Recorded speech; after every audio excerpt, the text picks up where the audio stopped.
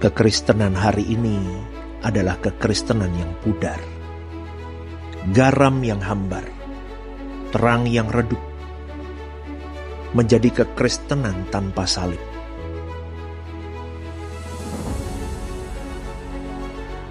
Menyelimuti manusia tanpa kasih dan pengorbanan. Di kayu salib itu, putra tunggalnya, Yesus itu mati untuk semua manusia. Namun adakah manusia menghargai akan kematiannya? Seperti Yesus bukanlah lagu atau nyanyian. Seperti Yesus bukanlah slogan, namun harus berjuang untuk dihidupkan. Mengenakan pikiran, mengenakan perasaan Kristus, dan berkarakter seperti Dia, itulah kekristenan yang sesungguhnya. Hidupmu dan hidupku adalah gambaran Kristus. Tahun ini, tahun kedewasaan karakter di dalam Kristus. The powerful year of breakthrough into Christ.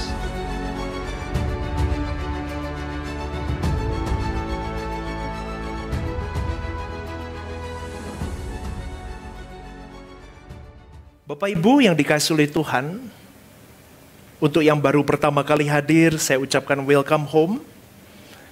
Kami menyambut kalian hadir di tempat ini untuk ibadah selanjutnya ke depan.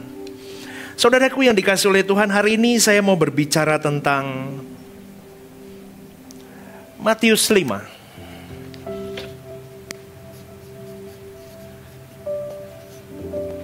Ayat 28. Nanti ibadah 2 saya akan lanjutkan di dalam Matius 5 ayat 29. Kalau Bapak Ibu mengikuti renungan pagi yang saya berikan di YouTube, saya masuk di dalam perjalanan bagaimana hidup di dalam kesucian hidup, saudaraku. Dan kesucian hidup itu boleh saya katakan sebagai sesuatu yang menjadi barang langka di zaman ini. Karena dunia sudah semakin bobrok, semakin rusak. Dan dunia sekarang mengalami dekadensi atau kemerosotan moral yang semakin dalam. Apa buktinya pastor dengan kemerosotan atau dekadensi dari moral seseorang itu? Coba Bapak Ibu lihat. Semakin rendah standar hidup, kata baik dalam hidup manusia itu semakin menurun. Karena manusia hidup di dalam standar dunia. Manusia bukan lagi hidup di dalam standar Allah, termasuk orang Kristen di dalamnya. Hari ini kalau di Eropa, di Barat, saudaraku, gereja sudah mulai kosong, ditinggalkan anak muda. Karena pengaruh dunia, bukan hanya pengaruh dunia, tetapi karena kemerosotan nilai dari kesucian yang berimbas kepada kelakuan hidup, yang menjemukan banyak orang.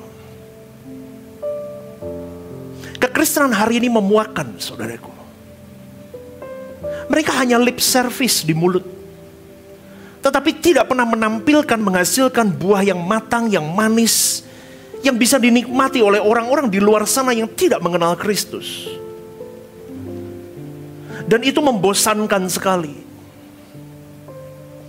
Kalau saya pernah diskusi dengan istri saya sering sekali hal ini. Kalau mungkin saya dengan istri tidak menjadi seorang hamba Tuhan yang tidak mau dipasung di dalam kawasan ilahi, yang tidak mau saya harus ada terus basah di hadirat Allah, mungkin saya sudah juga meninggalkan kekristenan. Karena kemuakan saya melihat orang-orang yang mengaku dirinya Kristen tetapi kelakuannya jauh dari kata pengikut Kristus. Itu hanya retorika di dalam ibadah, saudaraku. Dan kebaikan-kebaikan orang itu yang disebut dengan kekristenan itu hanya disampai pada titik di gedung gereja, di luar gedung gereja, kau lepas topengmu, kau jadi manusia lama lagi. Itu yang saya sebut dengan degradasi moral yang sudah mulai merosot, hancur habis, saudaraku. Dunia sudah mulai mendekati hari penghukumannya. Kondisi dunia seperti hari ini yang mengkondisi manusia semakin moralnya semakin remuk. Bahkan Tuhan menyamakan dunia hari ini seperti Sodom dan Gomora, saudaraku. Sama. Keadaan yang memang harusnya dibinasakan manusia hari ini. Maka kalau kita lihat ya saudaraku, dunia hari ini diwarnai dengan hal-hal yang asusila di dalamnya. Orang tua menyetubuhi anaknya.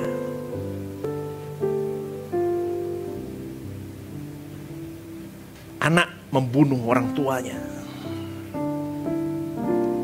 Gara-gara tidak dibelikan motor atau handphone, seorang anak bisa membakar orang tuanya. Belum lagi penyimpangan seks, LGBT, dan sekarang sudah marak dan itu dilegalkan di beberapa negara. Kalau di negara kita yang tercinta ini sekarang, kemerosotan moral seseorang, korupsi di mana-mana dengan mudahnya. Saya sampai ngomong sama istri saya, coba satu orang korupsi aja bisa untuk membiayai negara loh itu. Itu kemerosotan yang boleh saya katakan, kelihatannya santun ini orang, kelihatannya beragama, kelihatannya teduh, kelihatannya berpendidikan. Dia memang berpendidikan. Kalau nggak berpendidikan nggak mungkin dia mencapai di posisi-posisi penting. Tetapi di dalam intelektual yang dia miliki, di dalam spiritual yang dia lakukan hari-hari hidup, tidak mengubah hidupnya. Dan manusia tidak berubah, manusia tambah jahat.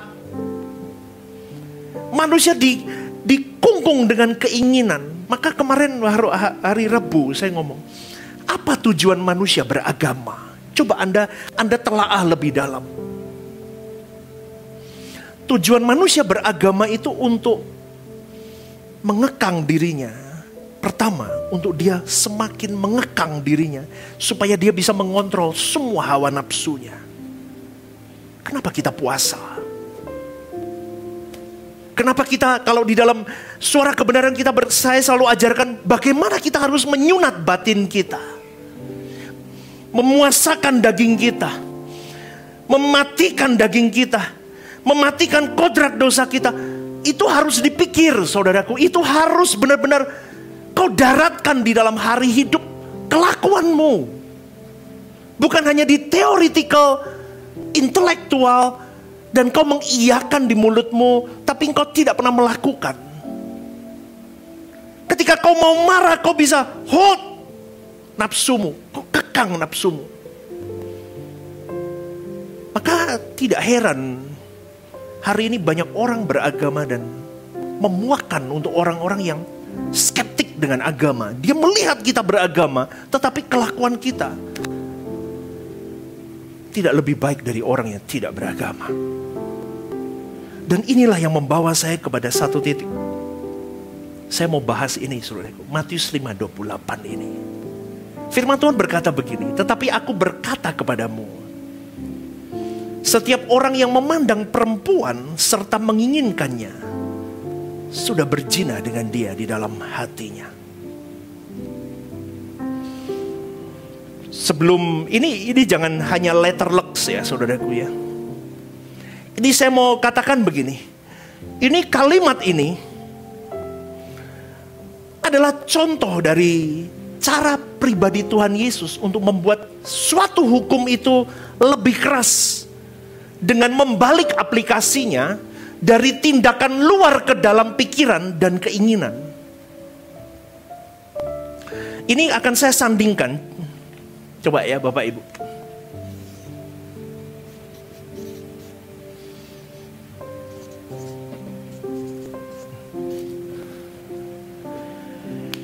Di dalam Keluaran 20 ayat 14 berkata, jangan berzina.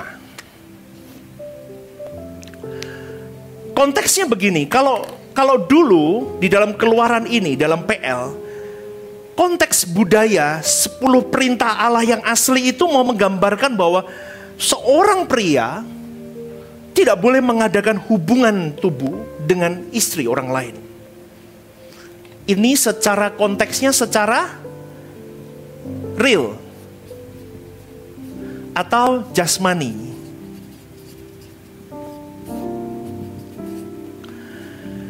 Pelanggaran kepada perintah ini hukumannya adalah hukuman mati. Dirajam batu sampai kau mati. Perintah selanjutnya di dalam 20 ayat 17. Dikatakan jangan mengingini istri sesamamu. Dan lain-lainnya, saudaraku, itu ada harta bendanya dan sebagainya. Ini lebih kepada fisik lagi. Ayat 17 itu lebih kepada fisik. Bukan hanya istri, tetapi harta benda dan semuanya. Itu ayat yang ke-17. Jangan mengingini rumah sesamamu, jangan mengingini istrinya, atau hambanya laki-laki, hambanya perempuan, atau lembunya, atau keledainya, atau apapun yang dipunyai sesamamu. Ini lebih kepada harta benda. Nanti saya akan berikan perbandingannya, saudaraku. Jadi setiap orang yang memandang perempuan serta menginginkannya secara real dan melakukan sesuatu berbuat zina, hubungan badan, itu dilarang hari itu. Kalau kata memandang itu dalam bahasa Yunani-nya blepon. Blepon itu memandang dengan sengaja. Saya memandang Videotron ini, sengaja saya memandang. Berulang, saya memandang berulang, itu blepon. Kata di dalam Matius 5:28 ini menggunakan kalimat blepon. Menginginkannya, itu dengan kalimat epitumeo, yang artinya menginginkan dengan nafsu. Bentar. Jadi jelas ya, memandang,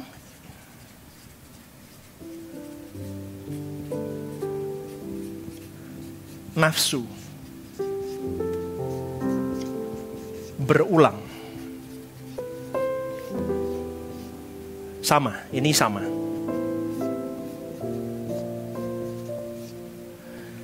Memandang, berlangsung terus, berulang-ulang, tapi penuh dengan nafsu. Kata memandang di sini tidak sekedar melihat, tetapi melihat dengan niat. Dia ada timbul sesuatu dari hatinya, niat sesuatu yang sudah dibumbui dengan dosa, punya keinginan, nafsu di dalamnya. Epitumeo, hasrat yang kuat. Ini menunjukkan keinginan seksual yang tidak terkendali terhadap seseorang kepada yang bukan pasangannya yang sah. Kalau orang itu sudah sampai di titik blepon, epitumeo, berarti dia sudah berzina. Yesus menegaskan bahwa dosa bukan hanya dari lahiriah. Lah ini yang membedakan. Sebelum zaman Yesus di dalam PL, semua hal yang fisik.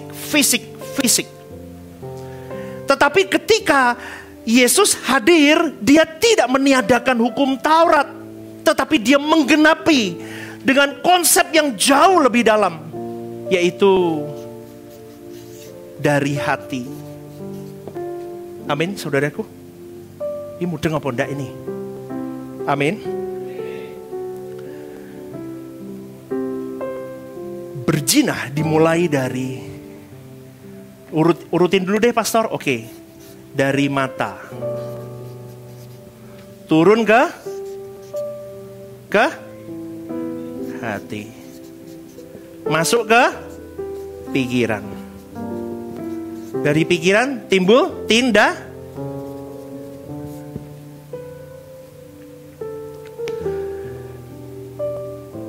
Di titik ini saudaraku, meskipun seseorang tidak melakukan perzinahan secara fisik seperti yang di dalam PL, Tapi kalau pikirannya sudah mulai dipenuhi dengan keinginan dosa, maka ia sudah bersalah di hadapan Allah. Kalau di PL waktu itu belum. Semua manusia di PL tidak memahami akan konsep PB ini. Selama dia belum bersentuhan tubuh dengan tubuh, mereka belum dianggap berzina. Tetapi di dalam PB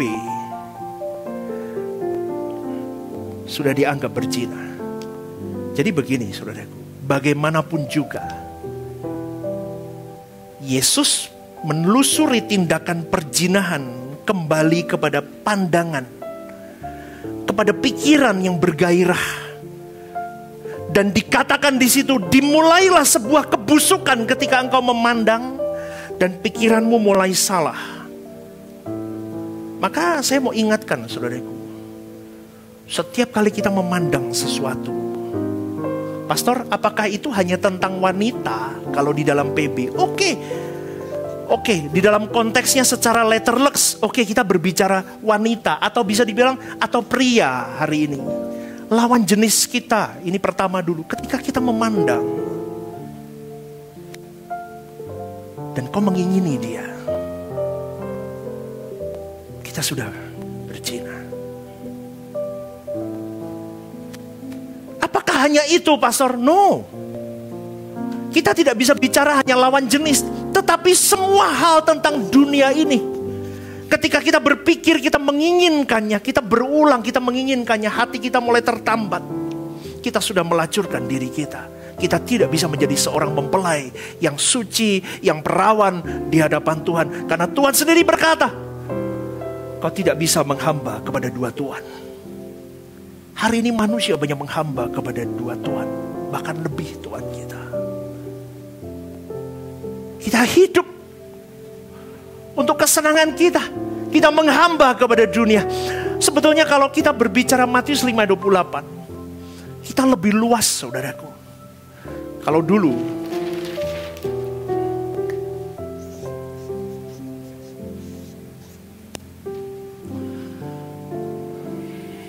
ini secara fisik, ini di PL.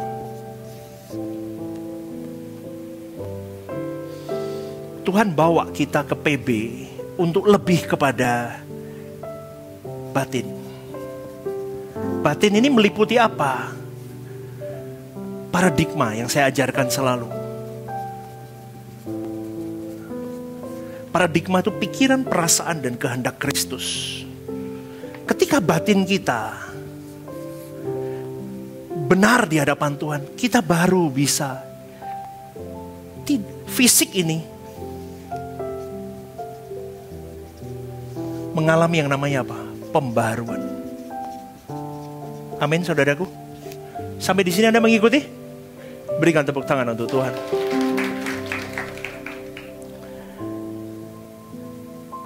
Harus kau cek hidupmu setiap saat saudaraku.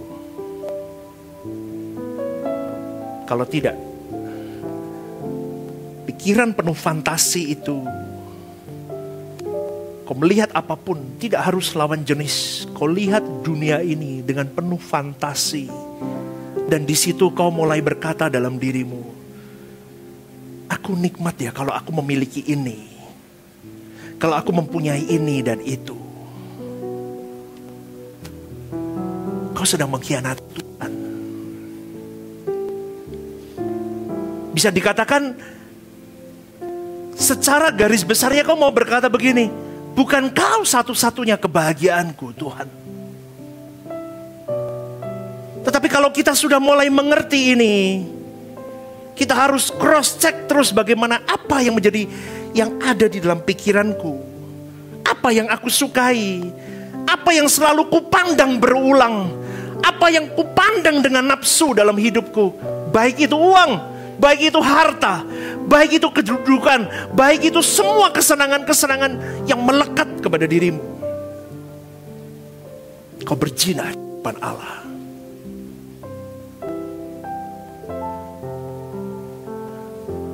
Kalau pikiranmu penuh dengan fantasi, kau sudah melanggar perintah Allah.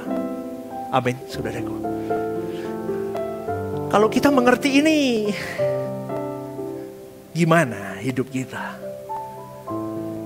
Kita penuh fantasi loh di hidup. Banyak hal. Semakin kita tidak dikekang di dalam hadirat Tuhan yang basah. Percaya, ini kita berkelana kemana-mana loh.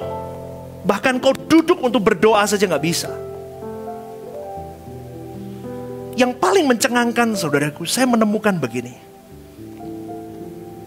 Ini kalau saya ngomong konteks soal wanita secara fisik. Dengar baik-baik. Dengar, pria-pria dengar, pria-pria. Wanita-wanita dengar juga.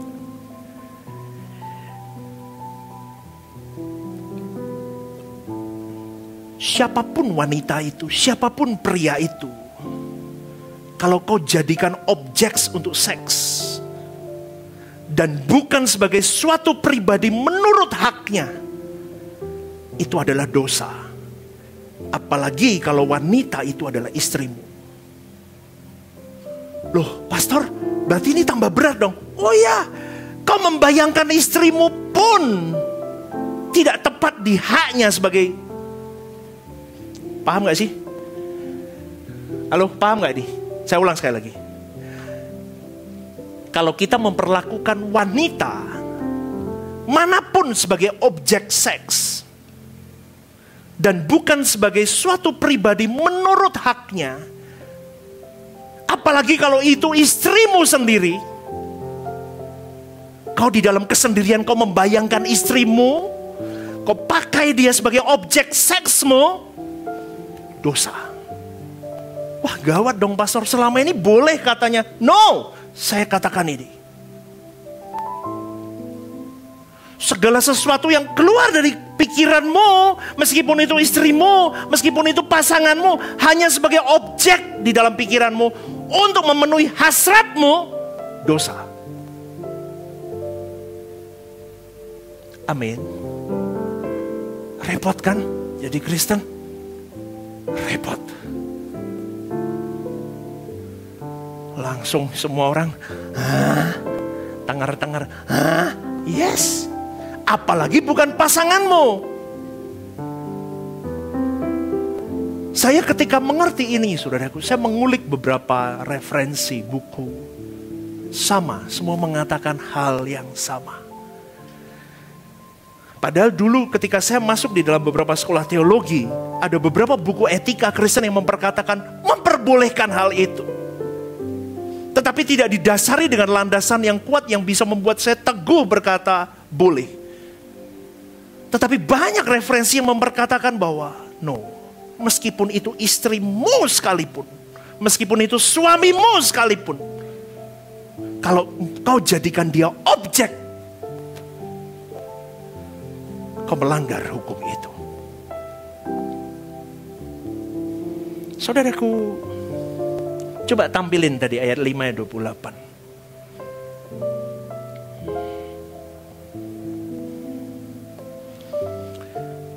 Tetapi aku berkata kepadamu, setiap orang yang memandang perempuan serta menginginkannya sudah berzina dia di dalam hati, dengan dia dalam hati.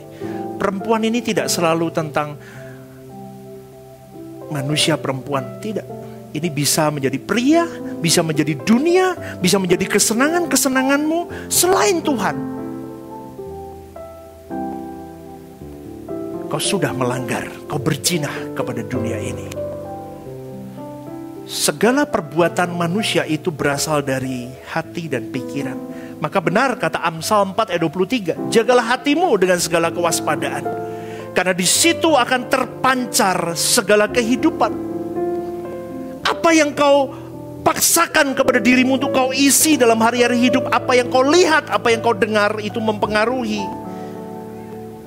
output kehidupanmu.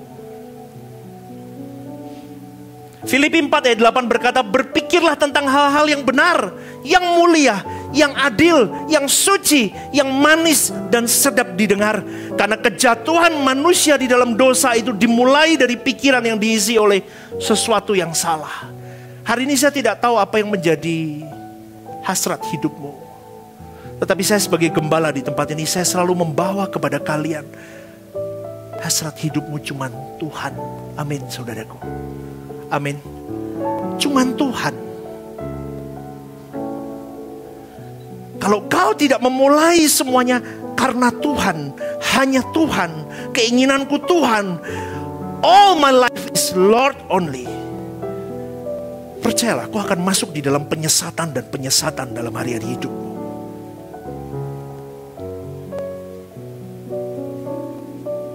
Itulah sebabnya Paulus berkata di dalam 2 Korintus 11 ayat 2 berkata, aku takut kalau pikiranmu disesatkan. Kenapa? Karena hari ini manusia membuka dirinya sebuka-bukanya untuk bisa diterima oleh dunia ini.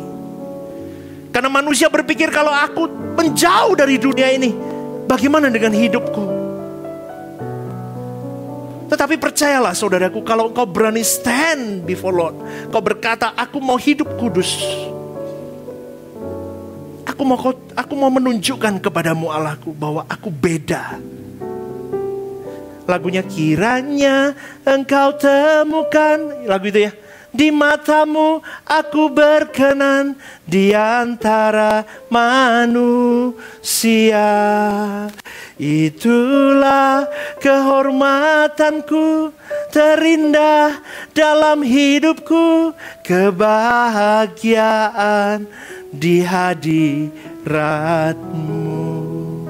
Lagi yuk. Kiranya engkau temukan di matamu aku berkenan di antara manusia. Katakan, itulah kehormatanku terindah dalam hidupku, kebahagiaan di hadiratmu. Berani gak begitu? Kau bisa dianggap orang aneh memang. Hidup seperti Kristus hidup itu memang sulit. Tetapi kalau engkau dan saya berani berpikir, berani melihat, berani mendengar apapun yang suci, yang mulia, yang baik, inputmu baik, maka outputmu baik. Inputmu baik, outputmu baik. Hidupmu terus kau gerus di dalam hadirat Allah. Aku mau pakai, aku mau pasung hidupku mengenakan pikiran dan perasaan Kristus. Saudaraku, 2 Korintus 5 berbunyi begini, kami mematahkan setiap siasat orang dan merubuhkan setiap kubu yang dibangun oleh keangkuhan manusia untuk menentang pengenalan akan Allah. Kami akan menawan segala pikiran dan menaklukkannya kepada Kristus. Dari tulisan Paulus ini, kita dapat menemukan bahwa medan pertempuran kita adalah di pikiran kita. Kita memandang satu objek yang sama, tetapi kalau di dalam pikiran, perasaan, kehendak kita, kita tidak latih di dalam takut akan Tuhan, kita pasti hamartia, kita pasti meleset. Tidak ada yang kebal, termasuk pendeta. Kau mau sehebat apapun pendeta itu, kau mau teriak-teriak seperti apapun, kalau kau tidak berjuang dalam hari-hari hidup 24 jam hidup, kau dikurung dalam kebenaran itu. Percayalah saudaraku, hanya kemunafikan dan kebohongan yang kau lakukan di atas mimbar.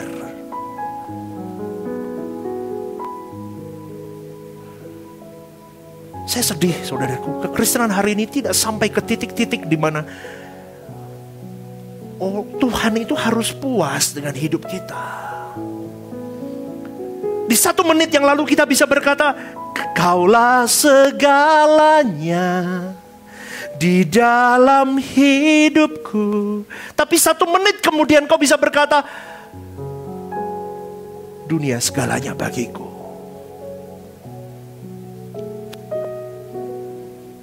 Di 1 menit sebelumnya kau bisa berkata, pakai aku Tuhan.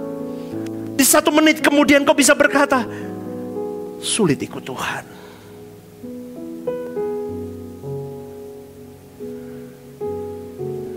Itulah kekristenan saudaraku.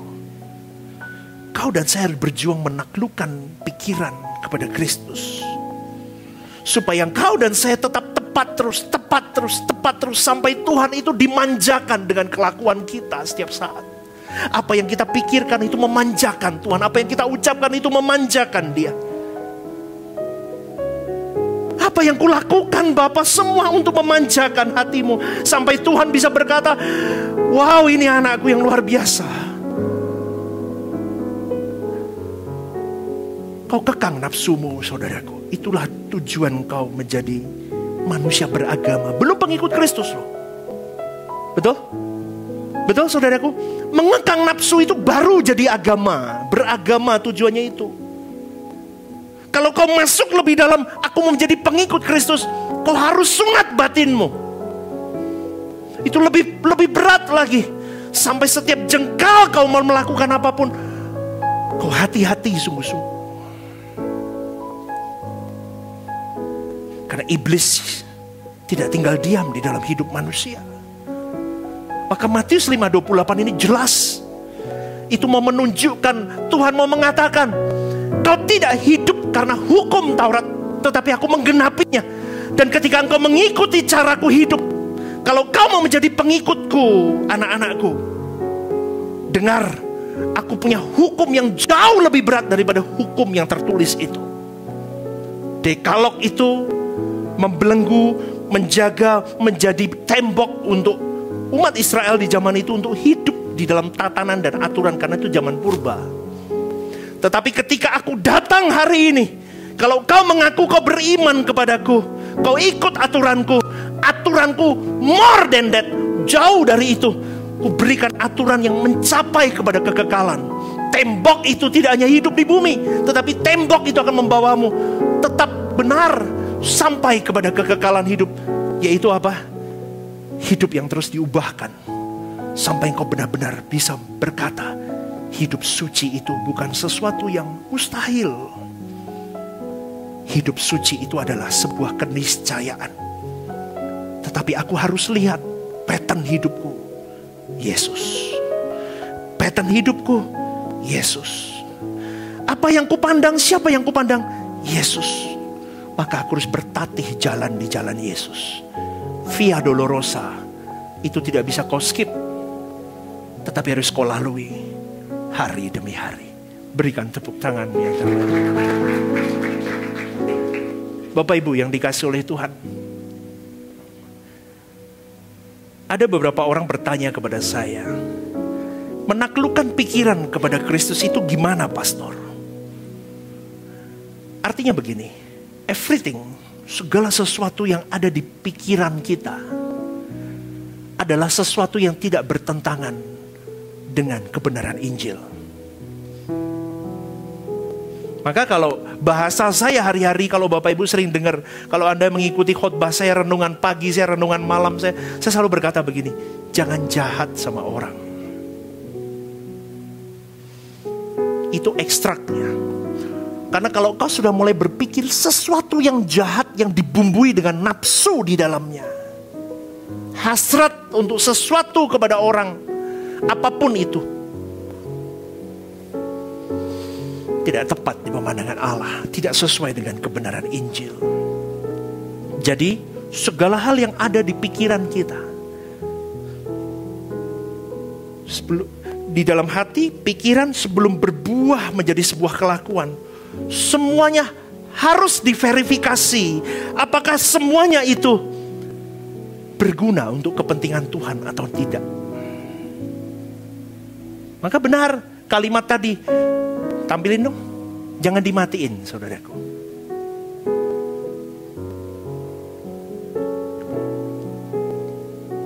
(5:28) tampilin. Segala sesuatu yang kita pikirkan harus sesuai apa yang kau pandang di hidup ini.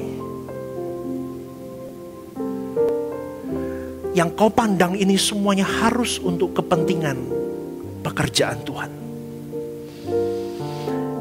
Yang kau pandang pekerjaan Tuhan itu apa sih saudaraku? Simple kok. Jiwa-jiwa dan kerajaan Allah. Amin. Sekali lagi, saya ulang sekali lagi. Apa sih kepentingan Tuhan itu? Jiwa-jiwa dan kerajaan Allah.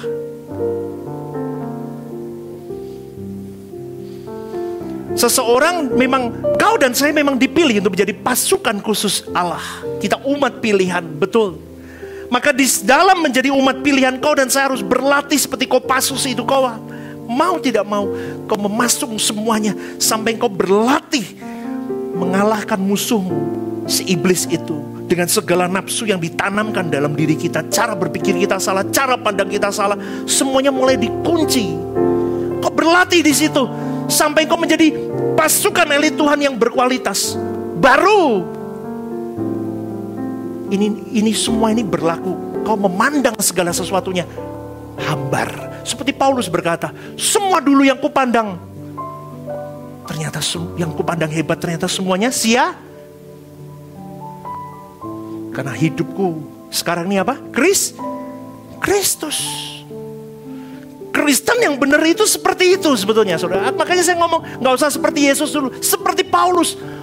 Paradigmanya, pikiran, perasaan diubah total ketika dia berjumpa dengan pribadi Yesus. Maka ketika dia memandang yang lain, dia tidak salah lagi memandang. Karena dia sudah dikunci kuat, dia memandang semuanya untuk kepentingan Tuhan. Dan orang yang seperti itu baru berani berkata, aku rela, apapun, hidupku adalah Kristus, hidupku bagi Kristus. Itu benar, dia dibawa kemanapun dia siap. Yang penting apa? Jiwa-jiwa dan kerajaan Allah. Bagaimana dengan kekristenan kita hari ini? Coba kita mulai berpikir, saudaraku.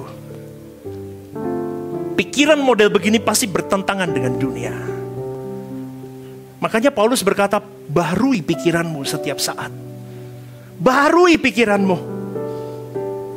Hidupmu bukan hanya memenuhi nafsumu, tetapi kau harus memenuhi nafsunya Tuhan. Nafsunya Tuhan apa? Kau jadi anak-anakku yang berkelas. Jadi huiosku. Jadi anak Allah yang sah. Amin gak saudaraku? Kita hidup memanjakan dia aja. Baharui pikiranmu. Baharui pikiranmu. Tapi bebalnya manusia itu, sulitnya minta ampun. Kita diperhadapkan kepada satu dari dua pilihan, yaitu mau serupa dengan dunia atau kau mau serupa dengan Yesus. Kalau kau mau serupa dengan Yesus, kau siap habis dengan dunia ini. Tapi kalau orang masih setengah-setengah, gak akan berani pilih itu. Di mulutnya ngomong, ya aku mau seperti Yesus, tetapi kelakuannya tidak akan pernah.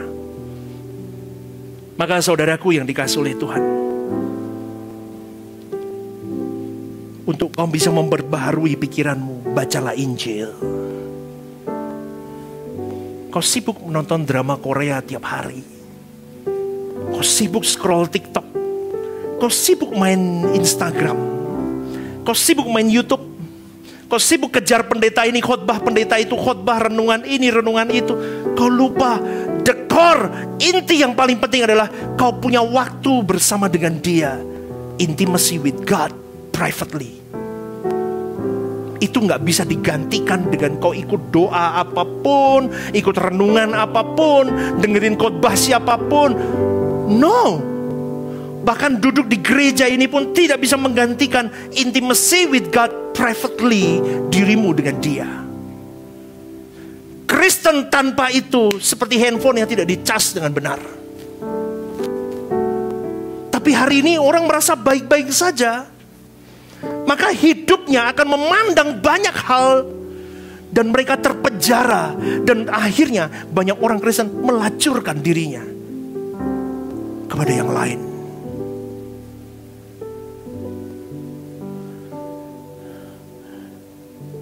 Maka nyanyinya, seperti Yesus yang selalu menyukakan hatimu. Dari awal, Bapa, ku mau indah di matamu. Yuk nyanyi bareng. Dan mulia dalam pandanganmu. Disingkatnya hari hidup ini. Katakan saudaraku, ku rela batinku kau hiasi seperti Yesus.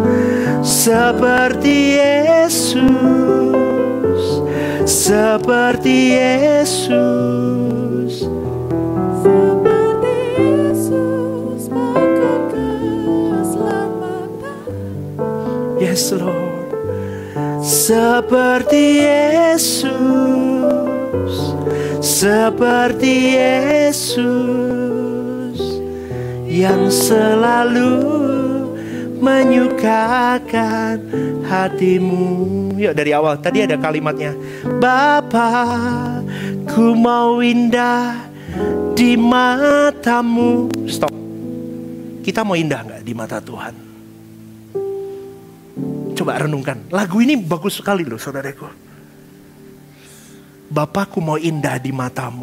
Tapi kelakuan kita tidak berjuang mau benar-benar mau indah di mata Bapa. Kalau hari ini saya mau katakan mata kita hijau. Dengan kekayaan orang. Dengan indahnya rumah orang. Mobil orang. Jabatan orang. Bahkan pendeta seperti saya pun sama. Duduk saya bisa jadi pendeta yang matanya hijau lihat gereja lain dengan jemaat yang ribuan. Rusak loh saudaraku. Rusak. Be yourself. Jadilah versimu. Tapi versi yang berubah bersama dengan Tuhan. Amin. Versimu bersama dengan Tuhan.